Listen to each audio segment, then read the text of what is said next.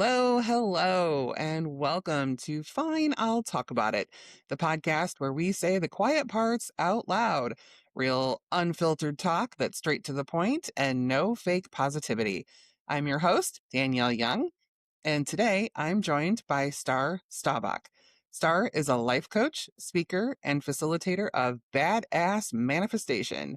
Star believes that authentic sharing, not overspilling, leads to compassion and witnessing of one another's humanity. On today's episode, we are talking about the deeper meaning of manifestation, moving beyond surface level vision boards and social media trends, and exploring how real life experiences like driving for Lyft can lead to profound human connection, self discovery, and authentic service. We'll also discuss the importance of seeing and understanding others, challenging our own biases, and creating safe spaces for genuine conversation and growth. Star, welcome to Fine, I'll Talk About It. Let's get into it. I'm here. Fine, I'll talk about it. Go!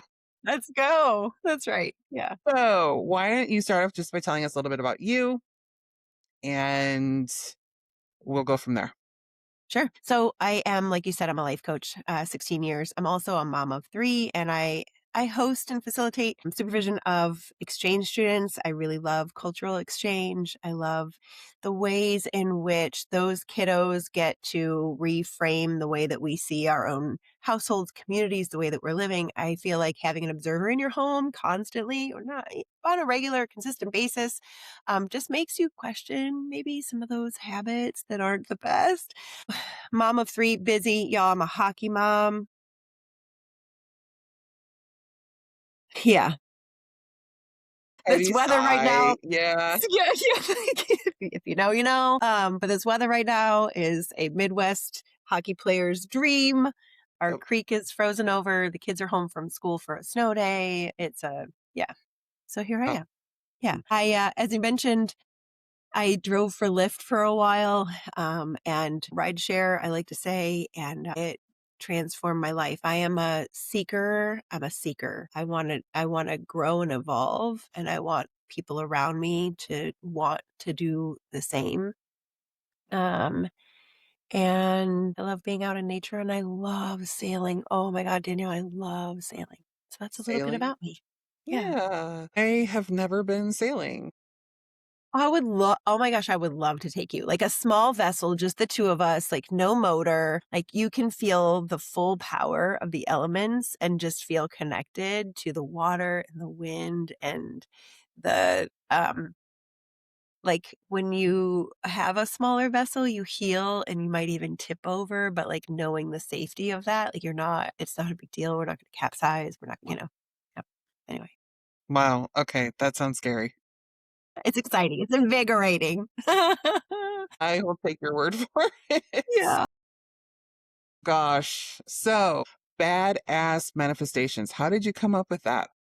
So it was actually a conversation with a group of girlfriends that it was an instantaneous, those moments when you're like, I want this. And then somebody says, I have that. And then that's exactly what happened. And a friend said, that's badass manifestation. And another friend said, that's a book. And then it just exploded from there. And it was right around the same exact time that I had just witnessed my own, and maybe that's what we were discussing. I'm not even really sure what the conversation was or what was manifested at the moment, but I had just experienced a profound manifestation. And this manifestation was one that I didn't think that was at all possible. Those things that we might have as a goal or put on our vision boards or say out loud. But as soon as we say them out loud, Danielle, like we want to close it back in and we want to put it back in the box, right? Or or it's followed by the that's impossible dialogue, or yeah, but that's not your life, or right, all those things that kind of shut it down. And that was my big manifestation. As soon as I said out loud, my throat began to close up and my chest began to feel tight, and I could just feel like all of the barriers of it Yeah. not really being real, and then it was. Yeah. Nice. Yeah, I think when people think of manifesting, they think, you have to say some like incantation and, all of this. I need to say what I want like 9 times a day. And, you know, it, And there's so many varying things that we see, like especially on social media about, oh, if you want to manifest your perfect life, then do this. And, what is manifesting to you? What is the purpose or the not only the purpose, but the meaning behind badass manifestation? Sure. Thank you for asking. So it's my belief that we're designed to be in community.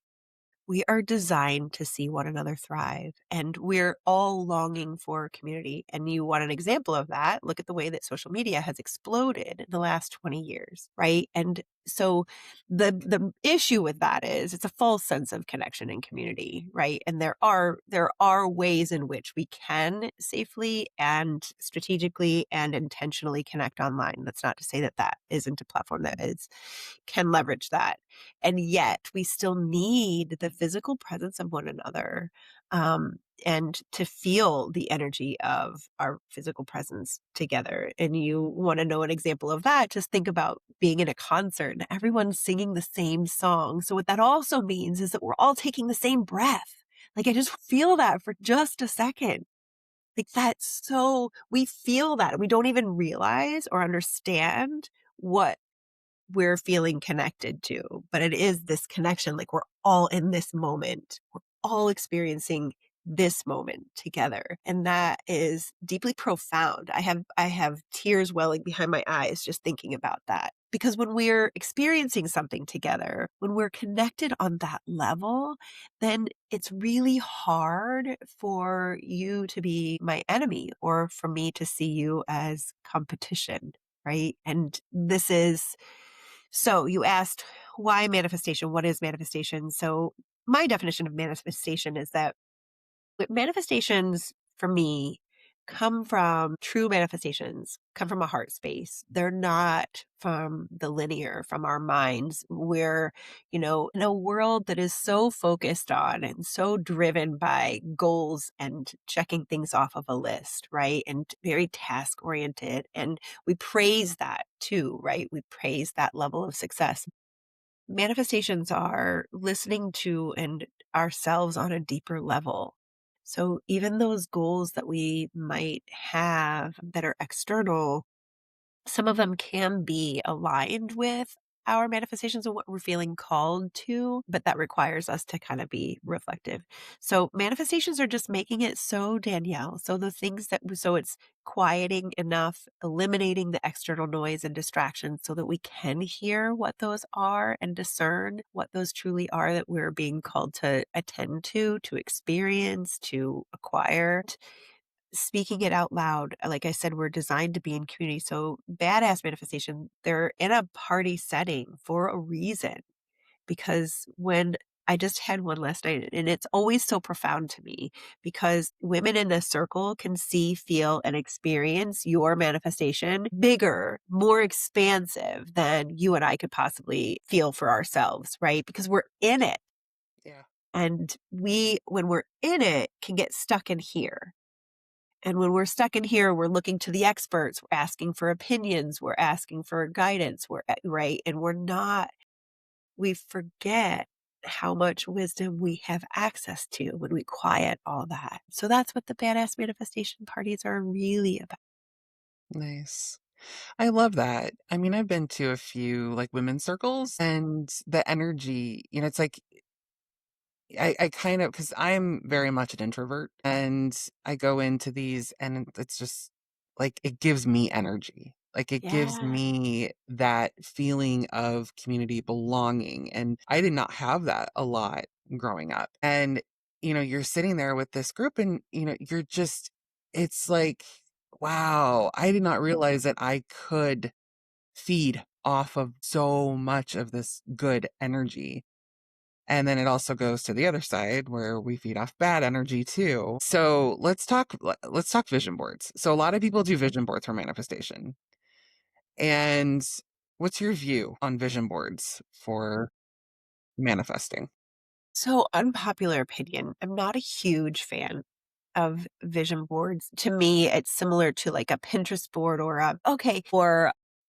the Instagram reels, like highlights. Like it can be a tool and a resource, just like anything can be a tool and a resource. But it has to be, to me, vision boards really, we need to use them with full awareness that when we're creating a vision board, where are we pulling the images from?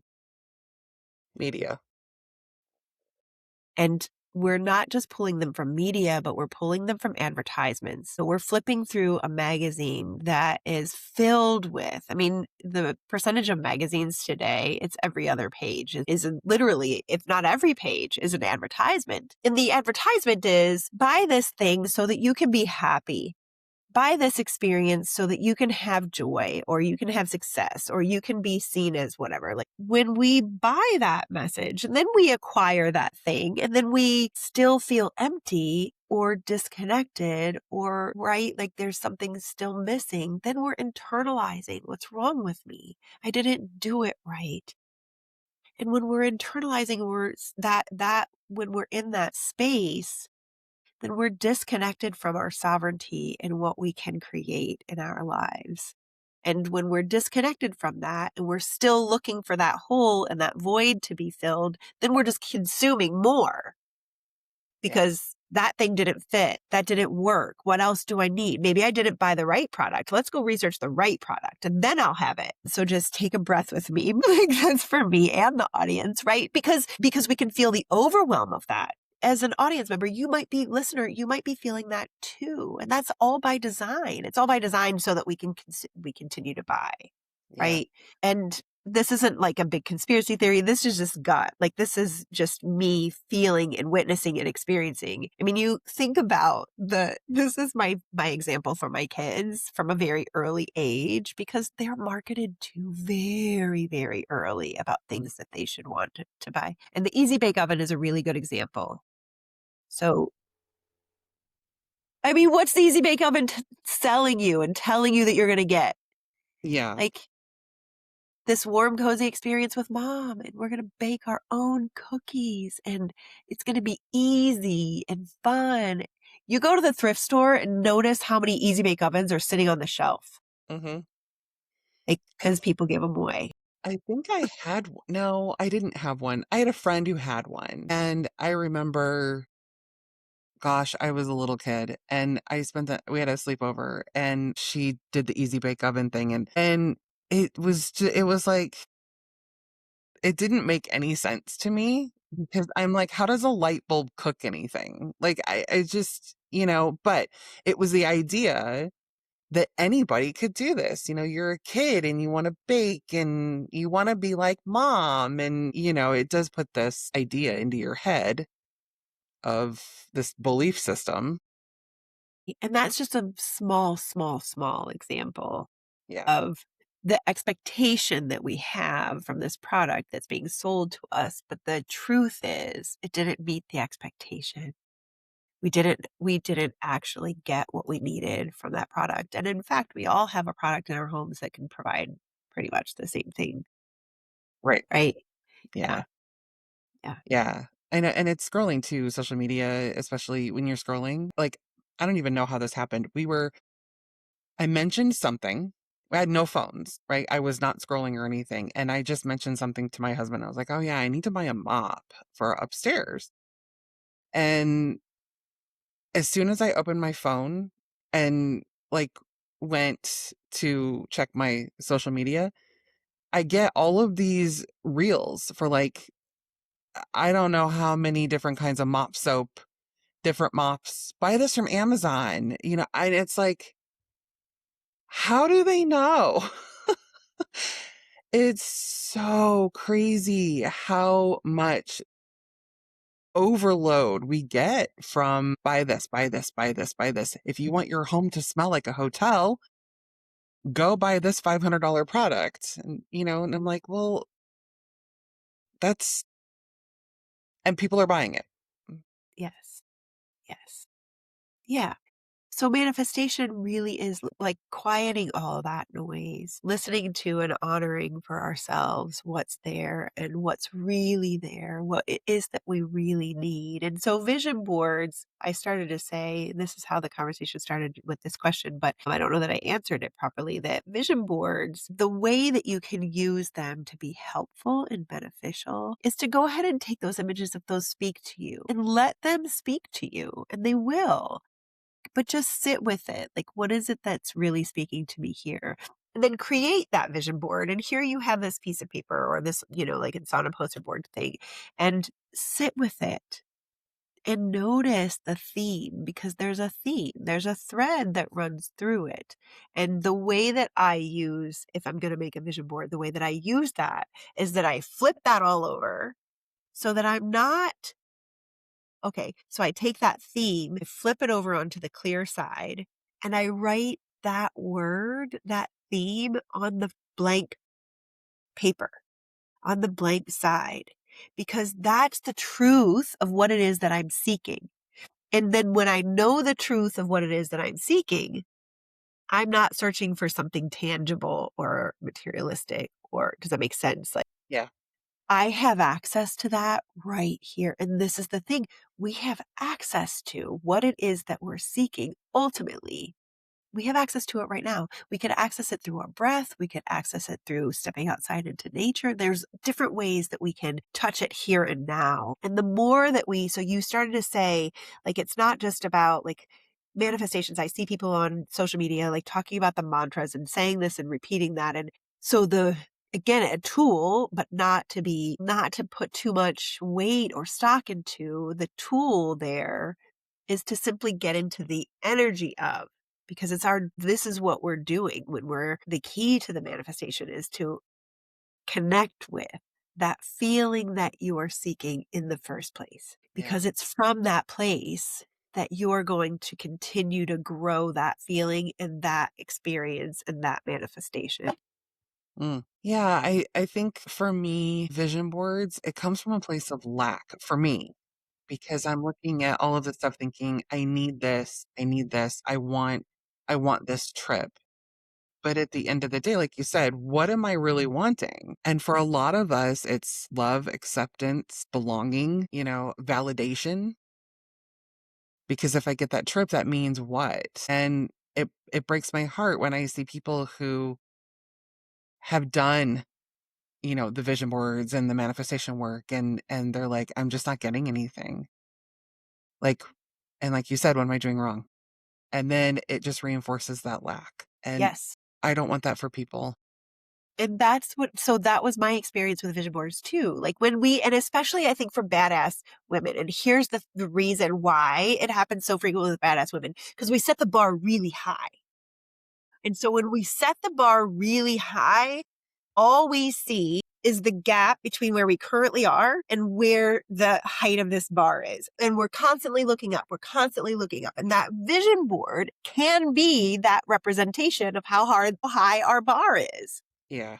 And what happens when we're doing that is that we're missing how high we've already come. This hand of all the achievements we've already made from the ground up, like which gap is greater? And the truth is this gap here, this is smaller. The gap that the ground we've already covered is so much greater. But when the Yeah. focus is on what we don't have and what we haven't achieved, that can just leave us feeling even more of that same sensation we were talking about before, disconnected, right? We have self-blame. Like, what am I doing wrong? Yeah. No. Yeah. Yeah. And, things are going to come up. Life is really random. Life's gonna life. Life's gonna life, baby. Yeah. Life's going to life. Whether And you're a manifester or not, yeah. life's gonna life. And there's nothing wrong with you or your vibration or your positive energy or your thought pattern when life lifes. Like, and there's again that internalizing, I'm doing it wrong. If and when we experience something that isn't of pure joy and bliss, right? And that you mentioned it at the beginning, like this isn't just fake positivity. This isn't, Mhm. and stepped away from coaching for a while because of that toxic positivity. And I didn't know how to wrestle with that dialogue of, right, like you are in charge of, you can create, positive attracts positive. Well, what does that mean when I experience something that doesn't feel positive, right? But I'm reminded that we are human and we have pain receptors for a reason. Like if I pinch you, it hurts. If you put your hand on the stove, it hurts. Like we are designed to feel and experience pain. Yeah. And we forget that that's a part of our human experience. That doesn't mean that we can't give our focus and bring our attention and our awareness to more of the good in the world. It just means that we don't have to own and berate and question ourselves when we experience what isn't great. Yeah. And we don't have all the added stress about it too.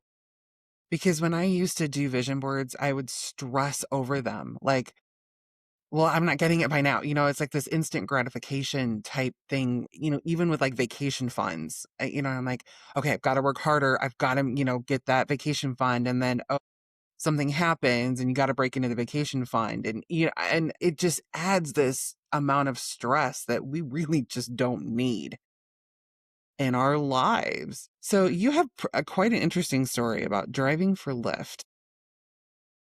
Yeah. So I started to share that I put coaching down for a while because I didn't really know how to wrestle with not just the toxic positivity, but also the privilege of it, Danielle. Like to be truthful, like I wanted to reach people who couldn't afford to pay for my services. And I didn't know how to manage that. And so instead of figuring it out or while I was figuring it out, I got into my car and I was supplementing income through rideshare. And what I found was just profound connection and my own humanity that was reflected back to me from the people who got in my car. It was one of the biggest growth opportunities I've ever been on, one of the most beautiful human experiments I've ever done. I also hear the privilege of that, right? Like that I get to see the beauty of every passenger that rides in my car. I also saw the very real challenges and came face to face with broken systems and the way that people are feeling extremely trapped in their circumstances. And if I had a magic wand, it would be that we have a rideshare company that is supported by, sponsored by people who can afford to support passengers who are in need because the public transportation system is not serving them. It just isn't. And it's not a fault of the public transportation system. It's just not something that we're investing in. Yeah. It's not something that we value. But what I witnessed was, holy smokes, like, how is mom supposed to get to the grocery store with all the kids without transportation? Is she bringing all the groceries back on the bus? Really, she's not. She's calling a ride share to be able to come and get her and the kids, put all the groceries in the trunk of the car, and then get home, right? But the kids are young enough that they can't help with carrying. I mean, it's just a thing. Like even laundry, like who's going? How are you getting your laundry to the laundromat that's 2 miles away if you don't have laundry facilities? Are you taking all your laundry on the bus? Again, no. And over and over, I saw real hardworking individuals who were just doing the very, very best that they could. And rideshare made it accessible for them to be able to go about and do those things that we take for granted if we have access to a regular, reliable vehicle. Yeah. Well, and too, and seeing, the different walks of life and hearing the stories, and it really makes you appreciate what you have and other people, I don't know, other people's struggles, It's because you can always look at someone and think, wow, what a story that they have, and they've lived through that, and they're continuing to live through it. And I have the privilege of being able to have my own car and, have these things that they don't have. And for me, it just gives a greater appreciation for my own life and for, things that I have. and to be able to understand that other people are human and they have their own struggles and their own lives, and none of it has anything to do with me. I was alarmed by how revealing all of that was for me. I wasn't prepared. I wasn't prepared for what I got to witness and, picking people up. I picked people up from jail. I will never forget this particular woman she was a woman of color and I live in Kentucky and this is rural Kentucky. And at this particular time during rideshare's history, you didn't get the name of where you were headed. It was just an address. And I get a call from the person who ordered the ride and she said, I need you to make sure you just pick up my daughter. This is what she's wearing. This is what she looks like. Please just make sure you get only my daughter in the car. Make sure you get my daughter in the car. This was mom, and mom was calling from California. Her daughter came over to Kentucky on vacation, and her story, I'm not attached to her story being right or wrong, but her story was that she arrived here with friends. They planted drugs on her. She got picked up at the airport. They all went home. She served 9 months away from her son. Wow. I don't know this story when I pick her up, Danielle. I'm just at a woman's facility, rural Kentucky. This sweet Black girl standing outside the front, and she gets into my vehicle, and I could just feel it, like just the heaviness of her story and her journey. And before we left the parking lot, I just said, baby, if you want a hug, I have a hug for you. And she was like, yeah, I would love that. And we got out of my car. I walked her the door where she got out and it started to rain.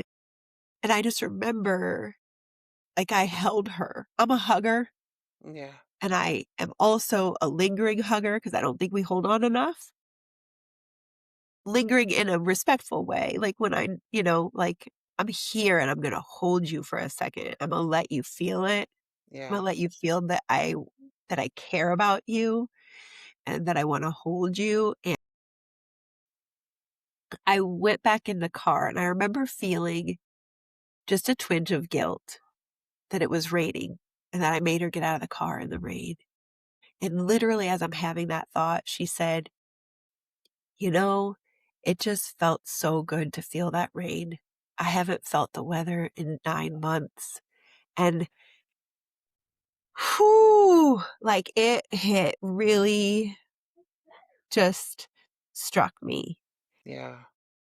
that and over and over and over again, Danielle, I got to see and be witness to trusting my own whatever was there, like trusting that conversation, trusting those questions, trusting those invitations, trusting the next ride. It still is very profound to me. She called me. She was headed to rehab. We did this whole journey. So here in Cincinnati, I live outside of Cincinnati, and this is a space with a lot of historical, rich history here. Mm-hmm.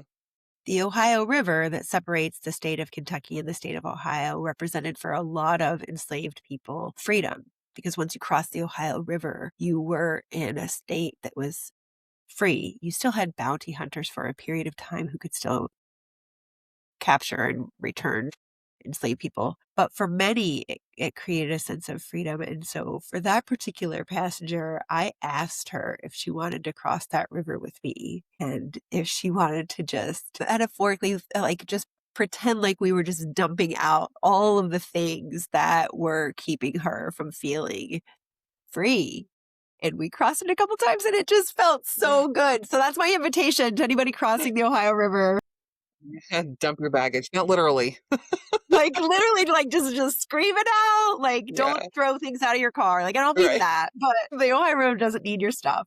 Yeah. But yeah, like just really it felt very cathartic at the Yeah. time. Yeah. I mean, how beautiful that you had that empathy to do that. And I've called Uber and Lyft, and they're just like, where are we going? And they don't talk and they just drop you off.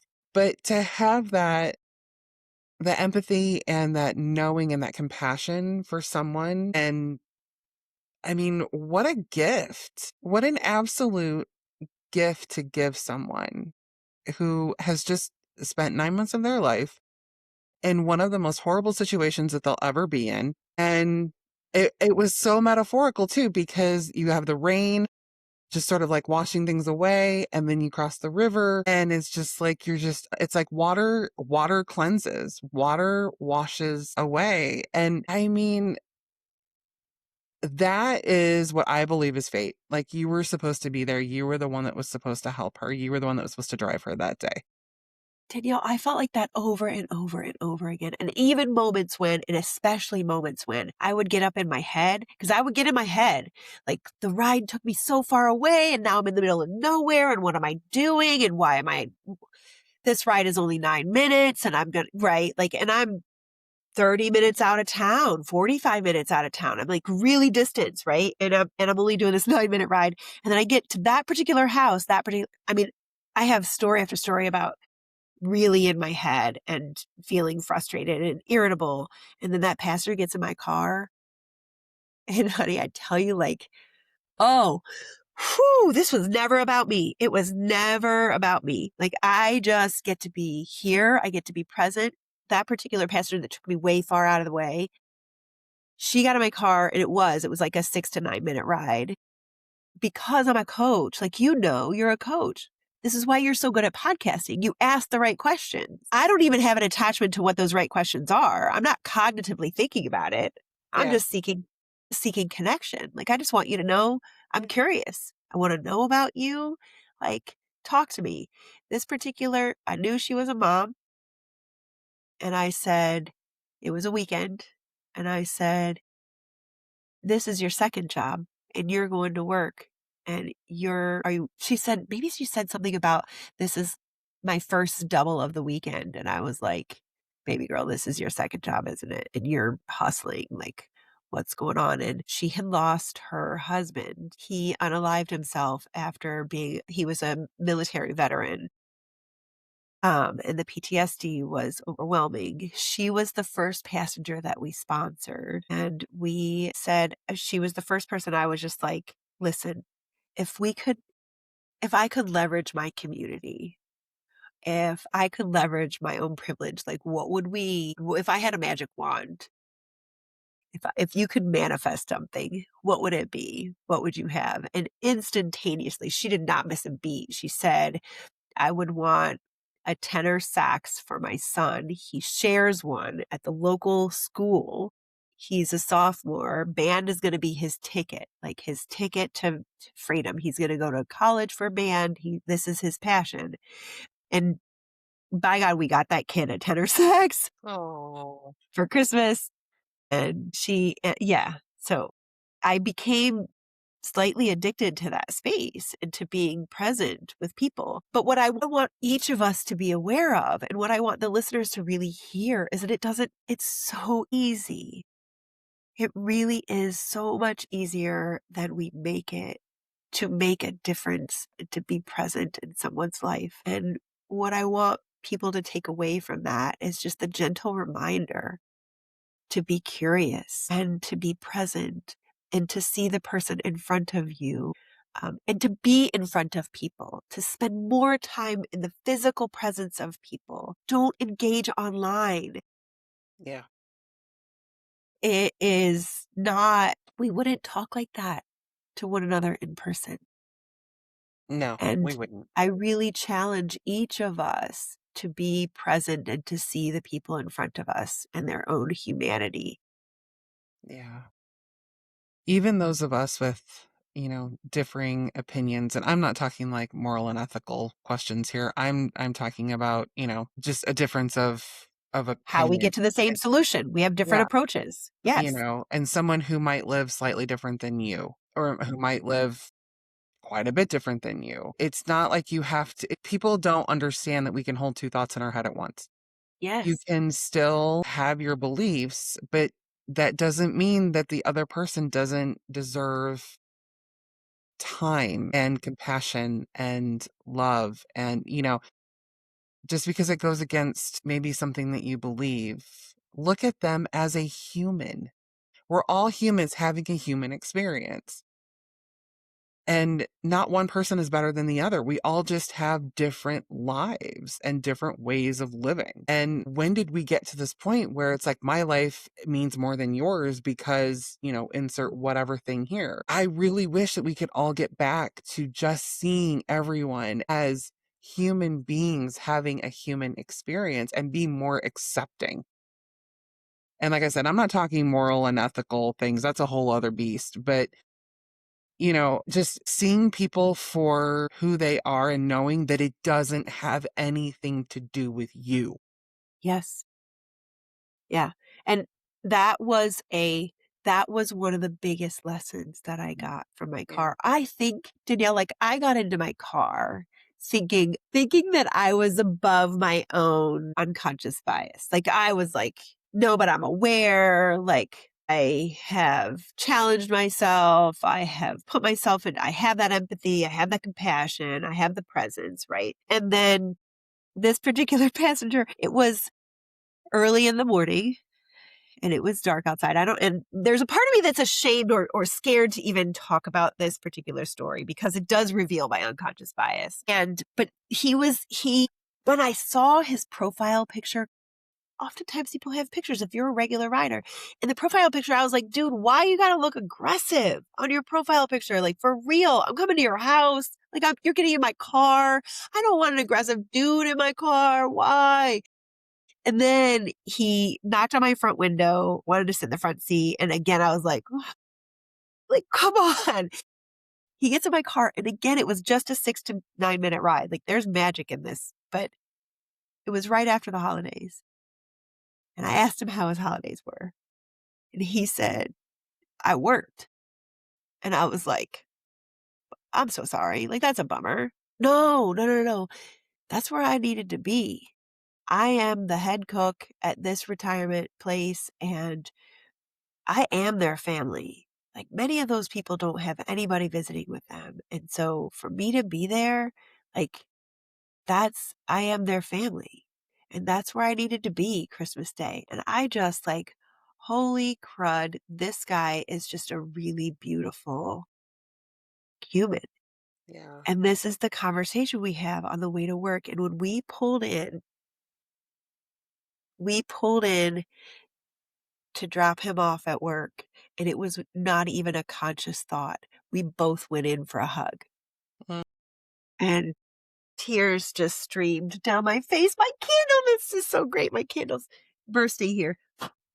Did you hear that? But we went in for a hug. I was telling somebody that 6 months later, I was telling them about the dialogue that was happening in my head as I was pulling in. I was telling them about the dialogue of what I was questioning myself. Star, what is this fear that you have around this man? Where is that fear coming from? Is it coming from anything that he has done to demonstrate to you that you should be afraid of him? And the reality was like, no. And then after my interaction with him, my reality was that photo was a one of strength. I didn't see it as aggression. I saw it as just a really strong Black man and beautiful. So I was telling this story to someone 6 months later. I kid you not, and I can't make this stuff up. Turned on my app that morning and it took me directly to him. And I Whoa. hadn't seen him in that 6 months. And I told him that story because it was fresh. I was like, listen, I got to tell you, like, this is what happened and this is where I was and this is what I processed and this is what you taught me. He was so cute. He said, God works in mysterious ways, Miss Star. God works in mysterious ways. You want to come to church with me? Here's my number. Come to the church picnic. We're having it next month. Like, I love him so much. Yeah. I love that. Yeah. I mean, first glance, you cannot judge a book by its cover. It's that old saying, Right. we, And, and we and we do. And we do. And I just like that's, when like I said, there's a fear in me for saying that out loud and for having that very real human moment. And thank God, thank God that I had that interaction the way that I did so that I could, and that was over and over, Danielle, over and over and over. I got to have my unconscious bias just go, hey, hi. Yeah. Like truly. And it was about things I didn't expect. I was listening. It just really shook. It just really like, nothing, like Yeah. over and over, nothing. And so clear the slate, get real curious, let people show you who they are. Yeah. Yeah. I love that. I love that. And that is Thanks. a great thing to end on. So if people want to find you and work with you, where can they find you? Yeah. So you mentioned that I'm a speaker, and what I do speak about are these passenger stories and the way that we're all connected to them. Like, these aren't my stories, and they're not his stories, and they're not her stories. They're our story. Yeah. And so that is what I bring to an audience. But you can find me at badassmanifestation.com. That is my website. Yeah. Perfect. And you also offer is it the 21 day and a 3-day So manifesting? I have 3 free days. When you go to my website, you can sign up and join my community and receive 3 free days of Beyond the Vision Board, just really supporting you to take your manifestations beyond the vision board, because that's what we're all being called to do. Because it's my belief that when we listen on that level, we create a ripple effect of change in the world we're seeking. And then, yeah, online, I have 21 days of badass manifestation, which is just 21 days. That one does come with a fee, but it is 21 days of just sitting in the seat of and really anchoring into the practice of manifestation and what that looks like. And there's work involved. It's not just goal setting. It's Yeah. bigger than that. It's deeper than that. Yeah. Because goals come and go.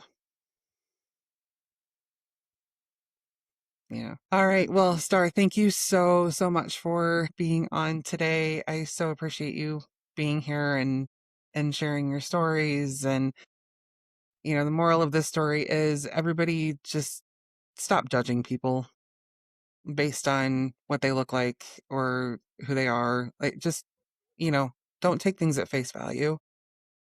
But here's the thing, Danielle, and especially in our society today, we feel justified in our judgments.